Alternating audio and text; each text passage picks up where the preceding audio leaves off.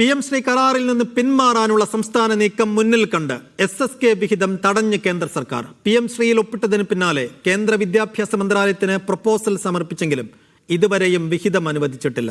കേന്ദ്ര വിദ്യാഭ്യാസ മന്ത്രിയുമായി വീണ്ടും ചർച്ച നടത്താനാണ് സർക്കാരിന്റെ നീക്കം. CPIയുടെ കടുത്ത എതിർപ്പിനെ തുടർന്നാണ് PM ശ്രീ പദ്ധതി മരവിപ്പിക്കാൻ സംസ്ഥാന സർക്കാർ തീരുമാനിച്ചത്. കരാറിൽ ഒപ്പുവെച്ചത് SSK ഉൾപ്പെടെയുള്ള കേന്ദ്രവിഹിതം നേടാൻ എന്നായിരുന്നു മുഖ്യമന്ത്രിയുടെയും വിദ്യാഭ്യാസ മന്ത്രിയുടെയും നിലപാട്. പദ്ധതിയിൽ ഒപ്പിട്ടതിന് പിന്നാലെ SSK ഫണ്ട് ലഭ്യമാക്കുന്നതിനുള്ള പ്രപ്പോസൽ വിദ്യാഭ്യാസ വകുപ്പ് കേന്ദ്രത്തിന് സമർപ്പിച്ചിരുന്നു. കഴിഞ്ഞ ദിവസം കേന്ദ്ര വിദ്യാഭ്യാസ വകുപ്പ് അഡീഷണൽ സെക്രട്ടറി ധീരജ് സാഹയുമായി വിദ്യാഭ്യാസ മന്ത്രി V ശിവൻകുട്ടി നേരിട്ട് ചർച്ച നടത്തുകയും ചെയ്തു.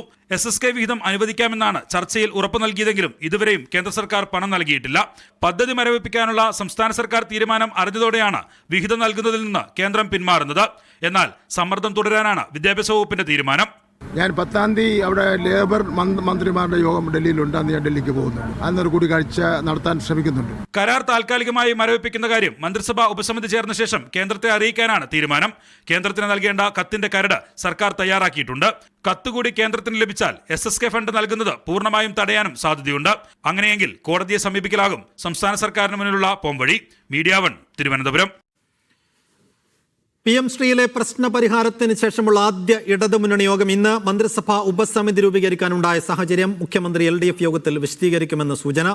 4 മണിക്ക് AKG സെന്ററിൽ നടക്കുന്ന യോഗത്തിൽ മുന്നണിയിലും മന്ത്രിസഭയിലും ചർച്ച ചെയ്യാതെ ഏകപക്ഷീയമായി PM ശ്രീ ഒപ്പിട്ട നടപടി RJDയും ചോദ്യം ചെയ്തേക്കും. CPM സംസ്ഥാന സെക്രട്ടേറിയറ്റ് സംസ്ഥാന സമിതി യോഗങ്ങളും തിരുവനന്തപുരത്ത് ചേരുന്നുണ്ട്. തദ്ദേശ തെരഞ്ഞെടുപ്പ് അടുത്തയാഴ്ച പ്രഖ്യാപിക്കാനിരിക്കെ പാർട്ടിയെ സജ്ജമാക്കുക എന്നതാണ് നേതൃയോഗങ്ങളുടെ അജണ്ട.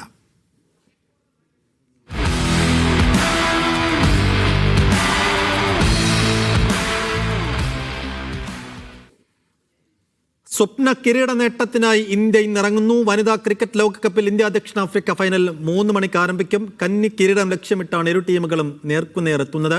കലാശപ്പോരിന് മുംബൈയിൽ മഴ ഭീഷണി ഉയർത്തുന്നുണ്ട്.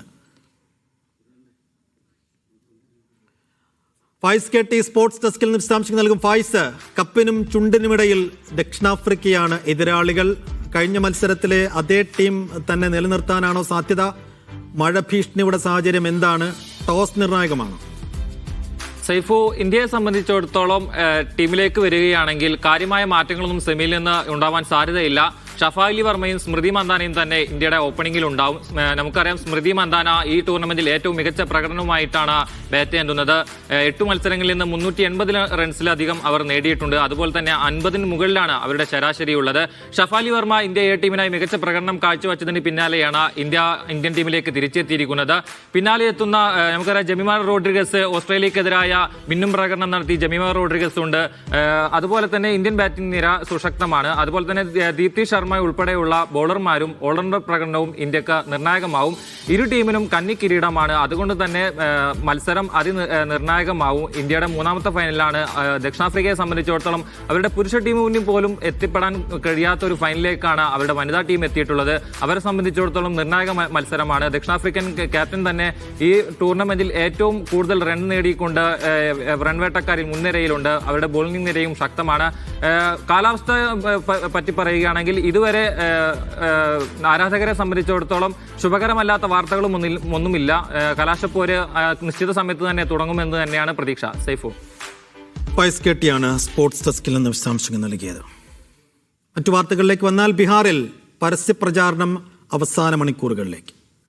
മുഖ്യമന്ത്രിക്കെതിരായ അധിക്ഷേപ പരാമർശത്തിൽ PM സലാമിനെ തള്ളി മുസ്ലിം ലീഗ്. രാഷ്ട്രീയ വിമർശനങ്ങൾ വ്യക്തിപരമായ അധിക്ഷേപങ്ങളിലേക്ക് പോകാൻ പാടില്ലെന്ന് മുസ്ലിം ലീഗ് സംസ്ഥാന അധ്യക്ഷൻ പാണക്കാട് സാദിഖ് അലി ശിഹാബ് തങ്ങളുടെ മുന്നറിയിപ്പ്. PM സലാമിന്റെ സംസ്കാരം പുറത്തു വന്നു എന്നായിരുന്നു മന്ത്രി V ശിവൻകുട്ടിയുടെ പ്രതികരണം. കഴിഞ്ഞ ദിവസം മലപ്പുറം വാഴക്കാട് നടന്ന മുസ്ലിം ലീഗിന്റെ സമ്മേളനത്തിലാണ് മുഖ്യമന്ത്രിക്കെതിരെ PM സലാം അധിക്ഷേപ പരാമർശം നടത്തിയത്. ആണും പെണ്ണും കെട്ടവനായതുകൊണ്ടാണ് മുഖ്യമന്ത്രി PM ശ്രീ പദ്ധതിയിൽ ഒപ്പിട്ടത് എന്ന പരാമർശം വലിയ വിവാദമായി. CPM അടക്കം പ്രതിഷേധവുമായി രംഗത്തെത്തി. പരാമർശം പിൻവലിച്ച് സലാം മാപ്പു പറയണമെന്നും CPM ആവശ്യപ്പെട്ടിരുന്നു. ഇതിനു പിന്നാലെയാണ് പരാമർശത്തെ പൂർണ്ണമായി തള്ളി ലീഗ് സംസ്ഥാന അധ്യക്ഷൻ തന്നെ രംഗത്തെത്തിയത്. രാഷ്ട്രീയ വിമർശനങ്ങളാകാമെന്നും വ്യക്തിപരമായ അധിക്ഷേപങ്ങളിലേക്ക് പോകാൻ പാടില്ലെന്നും PM സലാമിന് സാദിഖ് അലി ശിഹാബ് തങ്ങളുടെ മുന്നറിയിപ്പ്. രാഷ്ട്രീയമായിട്ടുള്ള വിമർശനങ്ങൾ വ്യക്തിപരമായിട്ടുള്ള അധിക്ഷേപത്തിലേക്ക് പോകാൻ പാടില്ല. അത് ഒരു നല്ല കാര്യമല്ല. പാർട്ടിയുടെ നയവും അത് തന്നെയാണ്. കൃത്യമായി അധിക്ഷേപത്തിലേക്ക് വിമർശനങ്ങൾ പോകാൻ പാടില്ല. വാക്കുകൾ വളരെ സൂക്ഷിച്ച് ഒരു പ്രതിപക്ഷ ബഹുമാനത്തോടു കൂടി സംസാരിക്കുന്ന പാർട്ടിയാണ് ഇന്ത്യൻ യൂണിയൻ മുസ്ലിം ലീഗ്. പക്ഷേ അറ്റ് ടൈംസ് ചിലപ്പോൾ ആർക്കെങ്കിലുമൊക്കെ നാക്കുപഴയും തെറ്റുമൊക്കെ പറ്റിയ പാർട്ടി അത് തിരുത്തും. PMA സലാമിന്റെ സംസ്കാരം പുറത്തുവന്നു എന്നായിരുന്നു മന്ത്രി വി ശിവൻകുട്ടിയുടെ വിമർശനം. സാധാരണഗതിയിൽ മുസ്ലിം ലീഗിന്റെ നേതാക്കന്മാരൊന്നും ആ നിലയുടെ പ്രസ്ഥാനം നടത്തുന്നതല്ല. സലാമിന്റെ സംസ്കാരം പുറത്തെടുത്തു എന്ന് മാത്രമേ ഞങ്ങൾ അതിനെ കാണുന്നുള്ളൂ. പരാമർശം തദ്ദേശ തെരഞ്ഞെടുപ്പിലടക്കം തിരിച്ചടിയാകുമെന്ന വിലയിരുത്തലിലാണ് ലീഗ് നേതൃത്വം തന്നെ പരസ്യമായി സലാമിനെ തള്ളി രംഗത്തെത്തിയത്. തുടർച്ചയായി പാർട്ടിയെ വെട്ടിലാക്കുന്ന PMA സലാമിനോട് ലീഗ് നേതൃത്വത്തിന് കടുത്ത അതൃപ്തിയുണ്ട്. മീഡിയ 1 മലപ്പുറം. പാലക്കാട് ചിറ്റൂരിൽ ഇരട്ട സഹോദരങ്ങൾ കുളത്തിൽ മുങ്ങി മരിച്ചു. അണിക്കോട് സ്വദേശി കാശി വിശ്വനാഥന്റെ മക്കളായ രാമൻ, ലക്ഷ്മണൻ എന്നിവരാണ് മരിച്ചത്. ഇന്നലെ രാത്രിയോടെ കാണാതായ കുട്ടികളെ ഇന്ന് രാവിലെയാണ് ക്ഷേത്രക്കുളത്തിൽ മരിച്ച നിലയിൽ കണ്ടെത്തിയത്. 14 വയസ്സുകാരായ രാമനും ലക്ഷ്മണനും ഇന്നലെ വൈകുന്നേരം 6 മണിയോടെയാണ് വീട്ടിൽ നിന്നും ഇറങ്ങിയത്. സുഹൃത്തിന്റെ വീട്ടിൽ പോയി വരാമെന്ന് പറഞ്ഞ സ്കൂട്ടറുമായി ഇറങ്ങി. കുട്ടികളെ കാണാതായതോടെ രാത്രിയിൽ തിരച്ചിൽ നടത്തി. ഇന്ന് രാവിലെ ചിറ്റൂർ ലങ്കേശ്വരം ശിവക്ഷേത്രത്തിന്റെ കുളത്തിൽ നിന്ന് ആദ്യം ലക്ഷ്മണന്റെ മൃതദേഹം ലഭിച്ചു. പിന്നീട് നടത്തിയ തിരച്ചിലിൽ രാമന്റെ മൃതദേഹവും കണ്ടെത്തി. നീന്തൽ അറിയാത്ത കുട്ടികൾ സാധാരണ കുളത്തിൽ കുളിക്കാൻ വരാറില്ല. എങ്ങനെയാണ് ഈ കുഞ്ഞുങ്ങൾ ഇവിടെ വന്ന് പെട്ടതെന്ന് ഞങ്ങൾക്ക് ഇപ്പോഴും അറിയില്ല. ഈ കുളത്തിൽ സാധാരണ വരാറുണ്ട്, പഠിപ്പിക്കാറുണ്ട്. ഇവിടെ വെച്ചിട്ടുണ്ട് പഠിപ്പിക്കാറുണ്ട്. അപ്പുറത്ത് ആ കടവിൽ നിന്നാണ് മാഷ് പഠിപ്പിക്കാറുള്ളത്. ആഴമേറിയ കുളത്തിന്റെ തുടക്കഭാഗത്ത് നിന്നാണ് 2 പേരുടെ മൃതദേഹവും ലഭിച്ചത്. കുളക്കരയിൽ നിർത്തിയിട്ട സ്കൂട്ടറിൽ നിന്നും ഇരുവരുടെയും വസ്ത്രങ്ങളും ലഭിച്ചു. കുളിക്കാനിറങ്ങിയപ്പോൾ അപകടത്തിൽപ്പെട്ടതാകാമെന്നാണ് സംശയിക്കുന്നത്. ചിറ്റൂർ പോലീസ് അന്വേഷണം ആരംഭിച്ചു. ചിറ്റൂർ ബോയ്സ് ഹയർ സെക്കൻഡറി സ്കൂളിലെ 9ാം ക്ലാസ് വിദ്യാർത്ഥികളാണ് രാമനും ലക്ഷ്മണനും. മീഡിയ 1 പാലക്കാട്. കണ്ണൂർ പയ്യാമ്പലം തീരത്ത് തിരയിൽപ്പെട്ട് 2 പേർ മരിച്ചു. കർണാടക സ്വദേശികളാണ് അപകടത്തിൽപ്പെട്ടത്. ഒരാൾക്കായി തെരച്ചിൽ തുടരുന്നു. ബിജേഷ് ഗോവിന്ദൻ വിശദാംശങ്ങൾ നൽകും. ബിജേഷ്, കുളിക്കാനിറങ്ങിയപ്പോഴാണ് അപകടം സംഭവിച്ചതെന്ന് മനസ്സിലാക്കുന്നു. ഒരാൾക്ക് വേണ്ടിയുള്ള തെരച്ചിൽ എങ്ങനെ തുടരുന്നു? ഇപ്പോഴും തെരച്ചിൽ തുടരുകയാണ്. ഇവർ കർണാടക ബാംഗ്ലൂരിൽ നിന്നുള്ള ഡോക്ടർമാരടങ്ങിയ സംഘമാണ്. 8 പേരടങ്ങിയ സംഘം 12 മണിയോടുകൂടിയാണ് പയ്യാമ്പലത്ത് കുളിക്കാനായി ഇറങ്ങിയത്. ഒരു അപകട സ്ഥലം എന്ന് പൊതുവെ വിലയിരുത്തപ്പെടുന്ന മേഖലയിലായിരുന്നു ഇവർ കടലിൽ കുളിക്കാനിറങ്ങിയത്. അങ്ങനെ തിരയിൽപ്പെട്ടു എന്നുള്ളതാണ് പ്രാഥമികമായി ലഭിക്കുന്ന വിവരം. തുടർന്ന് നടത്തിയ തെരച്ചിൽ 2 പേരെ കരയിലേക്ക് എത്തിച്ചെങ്കിലും അപ്പോൾ തന്നെ ഇവരുടെ മരണപ്പെട്ടിരുന്നു എന്നുള്ളതാണ് ലഭ്യമായിരിക്കുന്ന വിവരമുള്ളത്. മറ്റൊരാൾക്ക് വേണ്ടിയുള്ള തെരച്ചിൽ തുടരുന്നു. നേരത്തെയും പലതവണ അപകടം നടന്ന ഒരു മേഖലയിലാണ് ഈ സംഘവും അപകടത്തിൽപ്പെട്ടത്. ഇവർ അവിടെ കുളിക്കാൻ ഇറങ്ങുന്ന ഘട്ടത്തിൽ കുളിക്കാൻ ഇറങ്ങരുത് എന്ന് നാട്ടുകാർ ഉൾപ്പെടെയുള്ളവർ പറഞ്ഞിരുന്നതായും പറയപ്പെടുന്നു. ഏതായാലും 8 അംഗ സംഘം 2 ദിവസം മുൻപായിരുന്നു ഈ പയ്യാമ്പലത്തെത്തിയത്.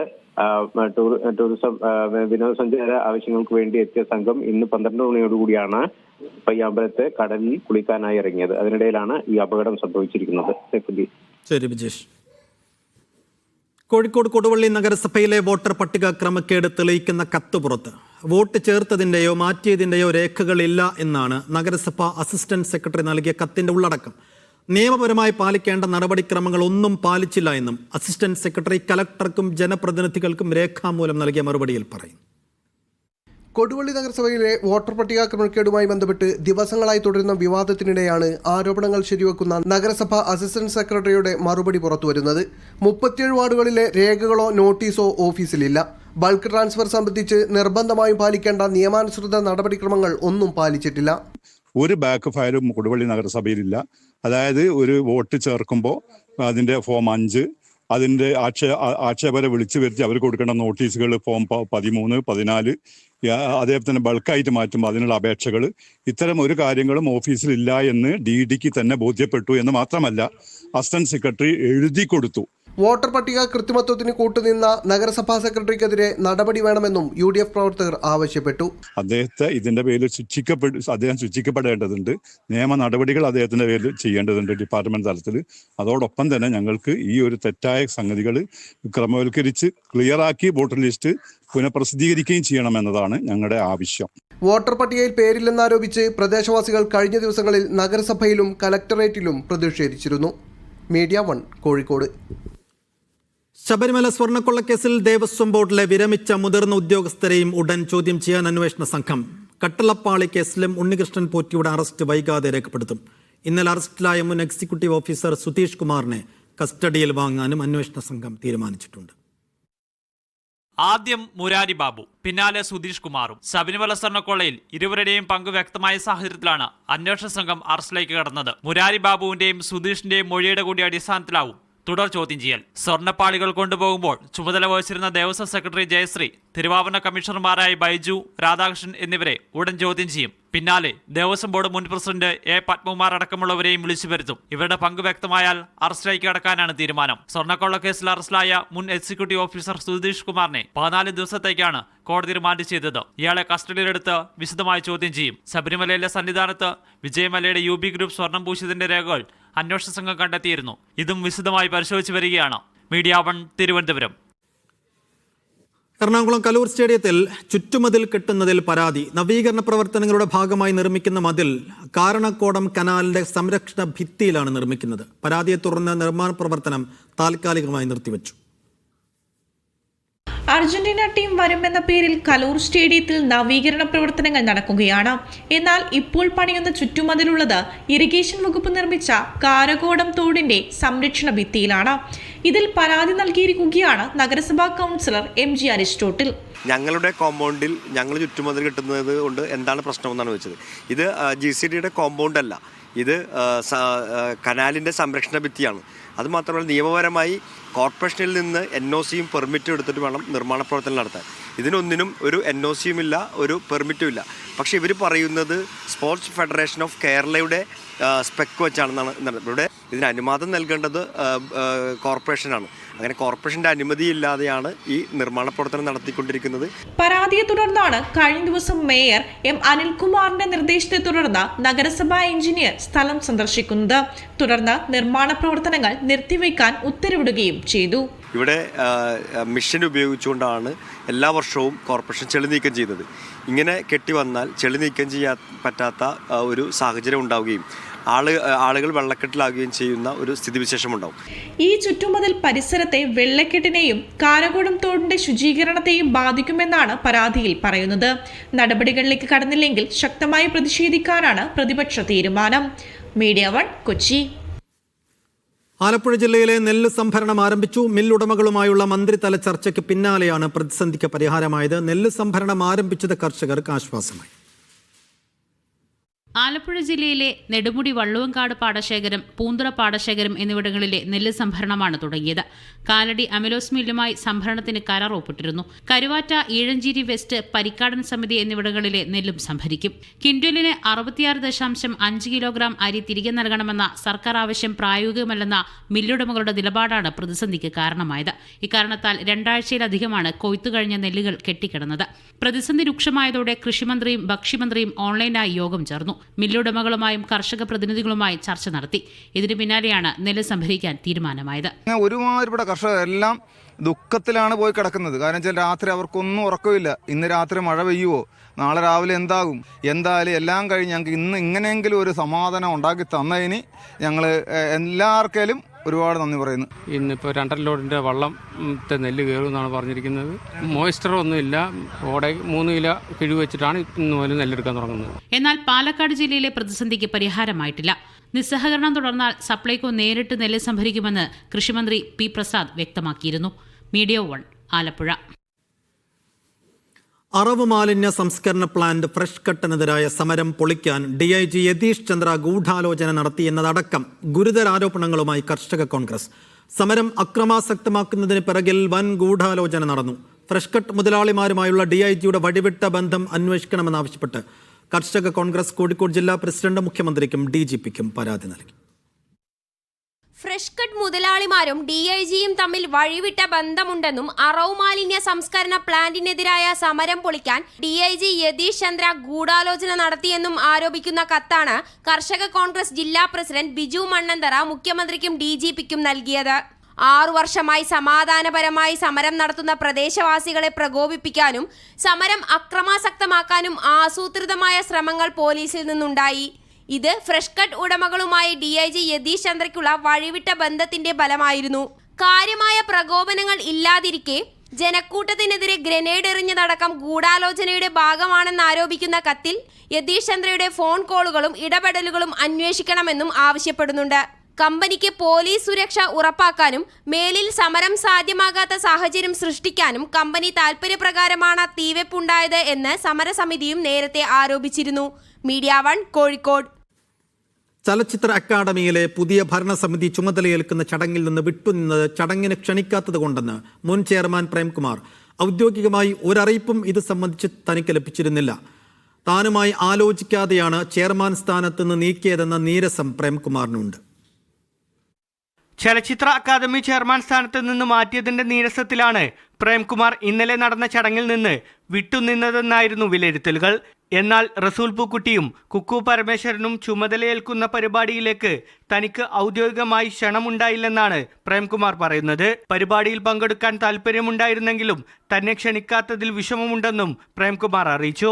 ഇന്നലെ തിരുവനന്തപുരത്താണ് പുതിയ ഭരണസമിതി ചുമതലയേറ്റത്.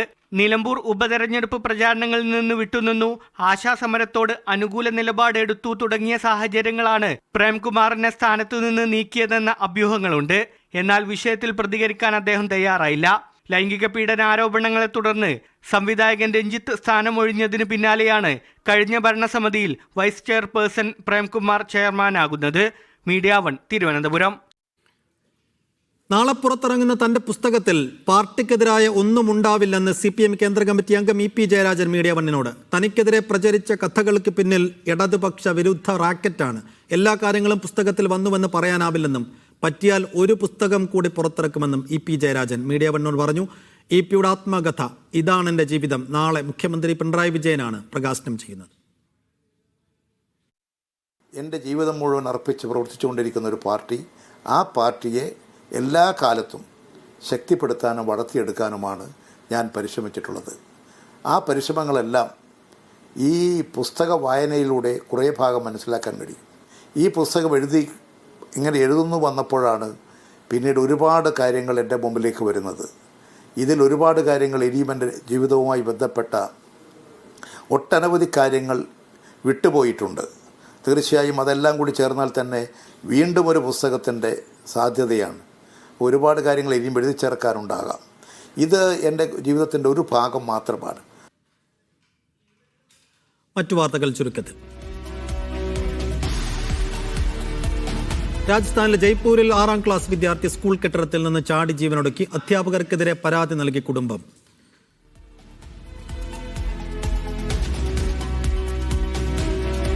ഇൻഡിഗോ വിമാനത്തിന് വ്യാജ ബോംബ് ഭീഷണി. ജിദ്ദ ഹൈദരാബാദ് വിമാനം അടിയന്തരമായി മുംബൈയിലിറങ്ങി.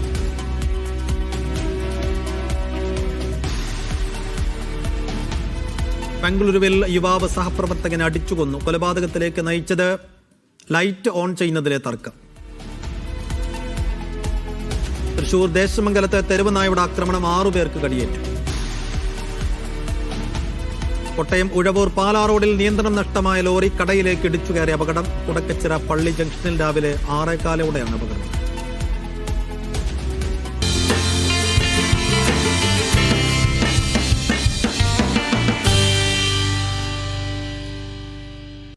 ഓസ്ട്രേലിയക്കെതിരായി 3ാം T20 മത്സരത്തിൽ ഇന്ത്യക്ക് ടോസ്. ബൌളിംഗ് തെരഞ്ഞെടുത്തു. സഞ്ജു സാംസണെ ടീമിൽ ഉൾപ്പെടുത്തിയിട്ടില്ല. പകരം ജിതേഷ് ശർമ്മയാണ് വിക്കറ്റ് കീപ്പർ. പരമ്പര നഷ്ടമാകാതിരിക്കണമെങ്കിൽ ഇന്ത്യക്ക് ഇന്ന് ജയം അനിവാര്യം. ആദ്യ മത്സരം മഴ മൂലം ഉപേക്ഷിച്ചപ്പോൾ രണ്ടാമത്തെ കളി ഓസ്ട്രേലിയ ജയിച്ചിരുന്നു. 5 മത്സരങ്ങളാണ് ആകെ പരമ്പരയിലുള്ളത്. സൂപ്പർ ലീഗ് കേരള ഫുട്ബോളിൽ നിന്ന് കാലിക്കറ്റ് FC തിരുവനന്തപുരം കൊമ്പൻസിനെ നേരിടും. വൈകിട്ട് 7:30 കോഴിക്കോട് കോർപ്പറേഷൻ സ്റ്റേഡിയത്തിലാണ് മത്സരം. 4 മത്സരങ്ങളിൽ നിന്ന് 5 പോയിന്റുള്ള കാലിക്കറ്റ് പോയിന്റ് പട്ടികയിൽ 4ാം സ്ഥാനത്തും 4 പോയിന്റുള്ള തിരുവനന്തപുരം 5ാമതുമാണ്. രാജ്യാന്തര T20 ക്രിക്കറ്റിൽ നിന്ന് വിരമിക്കൽ പ്രഖ്യാപിച്ച ന്യൂസിലാൻഡ് മുൻ നായകൻ കെയ്ൻ വില്യംസൺ. T20 ലോകകപ്പിന് 4 മാസം മാത്രം ബാക്കിയിരിക്കെയാണ് വിരമിക്കൽ പ്രഖ്യാപനം. T20യിൽ രാജ്യത്തിനായി 93 മത്സരങ്ങളിൽ കളിച്ച വില്യംസൺ 33 റൺസ് ശരാശരിയിൽ 2575 റൺസ് നേടിയിട്ടുണ്ട്. 75 മത്സരങ്ങളിൽ ന്യൂസിലൻഡിനെ നയിച്ച വില്യംസന്റെ കീഴിലാണ് 2021 ലോകകപ്പിൽ ടീം ഫൈനലിലെത്തിയത്. അടുത്തിടെ നടന്ന ഓസ്ട്രേലിയക്കെതിരായ T20 പരമ്പരയിൽ നിന്ന് വിട്ടുന്ന വില്യംസന് പരിക്കിനെ തുടർന്ന് ഇംഗ്ലണ്ടിനെതിരായ പരമ്പരയും നഷ്ടമായിരുന്നു. ഇതിന് പിന്നാലെയാണ് വിരമിക്കൽ പ്രഖ്യാപനം.